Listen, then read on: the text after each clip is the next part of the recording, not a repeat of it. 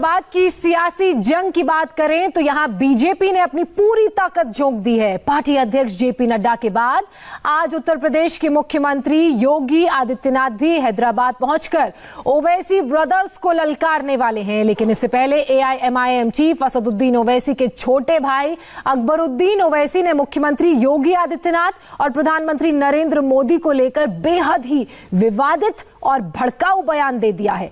अकबरुद्दीन ओवैसी ने मुस्लिम कार्ड खेलते हुए कहा कि वो ना तो किसी चाय वाले से डरते हैं ना किसी योगी से।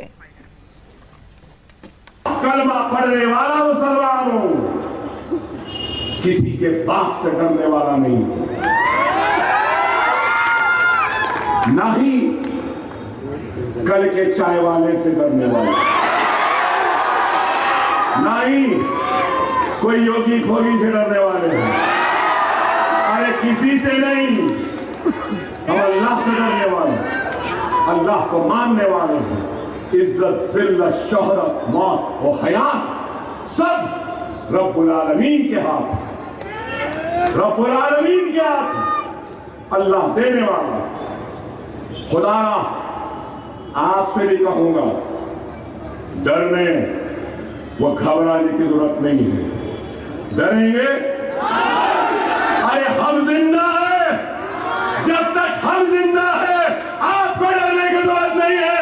और जब वक्त आएगा तो अकबरुद्दीन ओवैसी सबसे आगे होगा, अपना सीरा पेश करेगा, अपने पे गोली लेगा, पहले खुद मरेगा और अपनी लाश पर मिल्लत को खड़ाएगा। मिल्लत की लाश पे खड़े होकर क़यादत करने वालों का नाम मजलिस-ए-इत्तेहाद मुस्लिमीन नहीं है। अकबरुद्दीन ओवैसी को आप सुन रहे थे। हैदराबाद की सियासी बिरयानी को ओवैसी ब्रदर्स अपनी जहरीली जुबान से जहरीला बनाने का काम कर रहे हैं। जूनियर ओवैसी को आपने देखा, भाषा की मर्यादा का बार बार उल्लंघन ये करते हैं, बार बार धर्म का जिक्र कर रहे हैं, लोगों को भड़का रहे हैं। इस बीच अकबरुद्दीन ओवैसी का एक टेप काफी चर्चा में है। क्या है इस टेप में, हमारी इस रिपोर्ट में आप देखिए। हम खुद अपने आप में एक सैलाब हैं, हम खुद अपने आप में तूफान हैं जो अपना रास्ता खुद बनाते हैं। हैदराबाद की सियासी बिरयानी में तेज मसाला डालने का काम करते हैं दो चेहरे। चेहरा नंबर 1 है असदुद्दीन ओवैसी का और चेहरा नंबर 2 है जूनियर ओवैसी यानी अकबरुद्दीन ओवैसी का। मतलब एक असदुद्दीन तो दूसरा अकबरुद्दीन। पहले वाले यानी सीनियर ओवैसी को आप दिल्ली से लेकर बिहार तक सुन चुके हैं, लेकिन दूसरा वाला यानी छोटा ओवैसी हैदराबाद में बोलता है।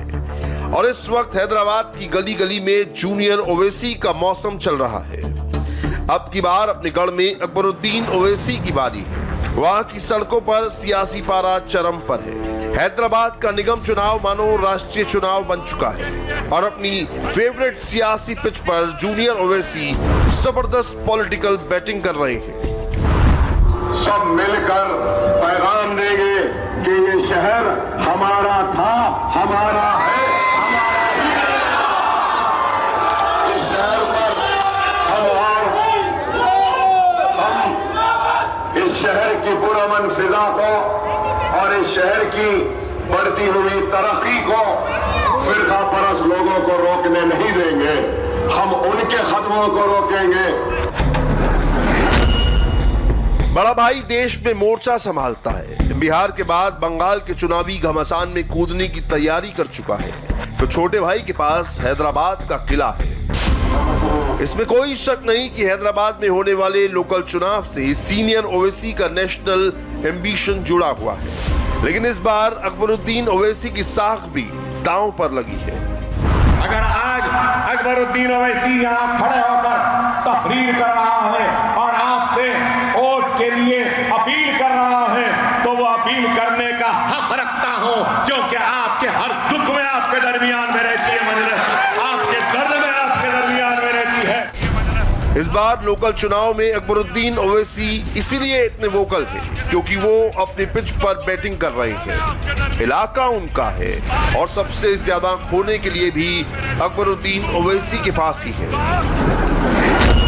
हैदराबाद की सियासत में चेहरा असदुद्दीन ओवैसी का है, मगर वहां की लोकल पॉलिटिक्स में लोग अकबरुद्दीन को जानते हैं। स्थानीय लोगों के बीच जूनियर ओवैसी का डंका बजता है। अकबरुद्दीन के लिए ये चुनाव इसलिए भी अहम है क्योंकि पहली बार उन्हें प्रधानमंत्री मोदी और यूपी के मुख्यमंत्री योगी आदित्यनाथ से डायरेक्ट टक्कर मिल रही है। तभी तो जूनियर ओवैसी की तकरीरों में मोदी का जिक्र हो रहा है।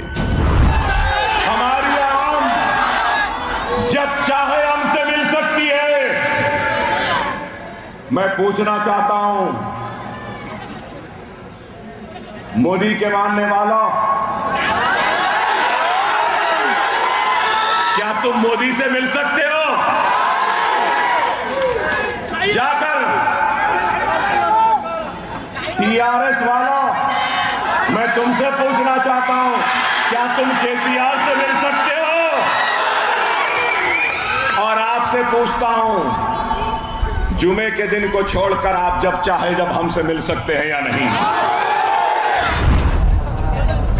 ग्रेटर हैदराबाद म्युनिसिपल कॉर्पोरेशन चुनाव अगर असदुद्दीन ओवैसी के लिए राष्ट्रीय महत्वाकांक्षा की परीक्षा है, तो अकबरुद्दीन ओवैसी के लिए ये चुनाव हैदराबाद की पॉलिटिक्स में अपना सिक्का मजबूत करने का है।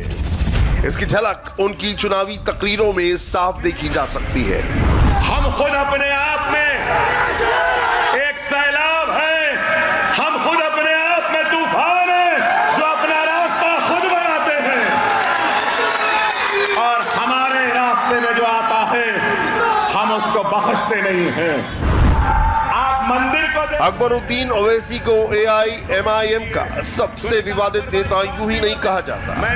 वो अपने वोट बैंक को मजबूत करने के लिए समय समय पर भड़काने वाले उत्तेजक बयान देते आए हैं। हैदराबाद की सियासत में ओवैसी परिवार बिल्कुल वैसे ही है जैसे महाराष्ट्र की सियासत में ठाकरे परिवार। बड़ा भाई नेशनल लेवल की पॉलिटिक्स करता है तो छोटा भाई लोकल लेवल पर मंजे हुए पॉलिटिकल दिग्गजों को चुनौती देता है। मसलन मौजूदा सियासी शोर शराबे के बीच जूनियर ओवैसी ने एक या दो बार नहीं कई बार प्रधानमंत्री मोदी पर सीधा हमला बोला। अरे मैं उन लोगों के बारे में कुछ कहना नहीं चाहता आज जिनका हमारी रियासत में कोई वजूद नहीं है। आप बोलेंगे कौन? चाय वालों वजूद नहीं है, बोलने की जरूरत भी नहीं है। फकीर का गुस्सा फकीर की झोली में, कोई तबसरा करने की जरूरत नहीं है। तुम कितना भी जोर लगा लो, तुम्हारी लहर कितना भी चल लो, लेकिन अल्लाह और उसके रसूल का फजल करम है, अल्लाह का करम है, नबी करीम सल्लल्लाहु अलैहि वसल्लम का सदका है, औलिया अल्लाह की दुआएं हैं, बुजुर्गों की दुआएं हैं। ये नौजवानों की जुर्रत है कि किसी की लहर, कोई भी लहर मूसा नदी के इस पार आ ही नहीं सकती। बड़े बड़े आए, मायूस लौट कर गए। अब इनका क्या है, इनकी हैसियत क्या, इनके बारे में बोलूं क्या? अरे इनके बाप को हम बोलते हैं तो ये लौंडे पोटों को क्या बोलेंगे? वाह, बताएगा कि मनलस क्या है। बहुत भोगते हैं, हाँ कोई बड़ा जाता है तो छोटे छोटे तो भोगते हैं। अब भोगने वाले कौन हैं मैं कहना नहीं चाहता, आप जानते हैं। हर भोगने वाले को हुड़ हाड़ नहीं कहते, भोगता है भोगने दो बोलते हैं। हैदराबाद में असदुद्दीन ओवैसी की पार्टी ऑल इंडिया मजलिस-ए-इत्तेहादुल मुस्लिमीन का अच्छा बेस है, लिहाजा वो तगड़े से रेस में है। रेस में बीजेपी भी है जो अब तेलंगाना में अच्छी स्थिति चाहती है। चुनाव है, रेस है तो बयानबाजियां भी हैं। हैदराबाद में खुलेआम तोड़ाफोड़ी की बातें हो रही हैं और जूनियर ओवैसी सबसे ज्यादा आक्रामक है। अकबरुद्दीन ओवैसी हाथों में हथकड़ियां पहनते वक्त भी ना घबराया था, ना घबराएगा। पैर में बेड़ियां पहन लेगा क्योंकि आप मेरे साथ हैं। जेल में चला जाएगा क्योंकि आपकी दुआएं हमारे साथ हैं। हम डरने या घबराने वालों का नाम मजलिस-ए-इत्तेहादुल मुस्लिमीन अकबरुद्दीन ओवैसी नहीं है। ना मौत है, न किसी के डराने से डरता है। डरता है अकबर ओवैसी तो सिर्फ अल्लाह से डरता है और किसी से नहीं। इस वक्त मजलिस और उसे चलाने वाले ओवैसी परिवार की ताकत रफ्ता रफ्ता इतनी बड़ी है कि हैदराबाद पर पूरी तरह उसी का नियंत्रण है। ओवैसी ब्रदर्स पर आरोप लगते हैं कि वो तुष्टीकरण की राजनीति करते हैं और इसके लिए बड़े भाई असदुद्दीन ओवैसी ने छोटे भाई अकबरुद्दीन ओवैसी को खुली छूट दे रखी है और छोटा भाई इसी छूट की बदौलत लोकल लेवल पर लार्ज पॉलिटिक्स करता है। इस बार भी बिल्कुल वैसा ही हो रहा है। मैं आपसे यही अपील करने आया हूं, दरखास्त करने आया हूं कि मुल्क के हालात नाजुक हैं। खुदारा समझो, बहुत नाजुक हैं। हम जज्बाती तखारी या नारों से हालात का मुकाबला नहीं कर सकते।